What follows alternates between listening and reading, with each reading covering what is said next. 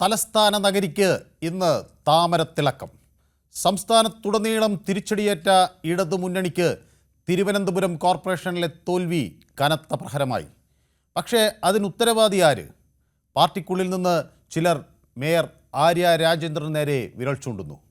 പാർട്ടിയേക്കാൾ വലുതാണെന്ന ഭാവം, അധികാരപരമായി തന്നേക്കാൾ താഴ്ന്നവരോടുള്ള പുച്ഛം, അധികാരപകരമായി മുകളിലുള്ളവരെ കാണുമ്പോൾ മാത്രം അതിവിനയം, കരിയർ ബിൽഡിങ്ങിനുള്ള കോക്കസാക്കി സ്വന്തം ഓഫീസിനെ മാറ്റി.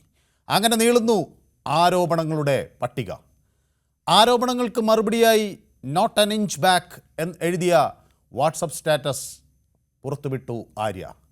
തലസ്ഥാന നഗരിയിലെ തോൽവിക്ക് കാരണം ആര്യ രാജേന്ദ്രനോ? ആരാകും പുതിയ തിരുവനന്തപുരം മേയർ? BJP അധികാരത്തിൽ നിന്ന് മാറി നിൽക്കണം എന്നാഗ്രഹിച്ച് LDFും UDFും സഖ്യത്തിലേർപ്പെടുമോ?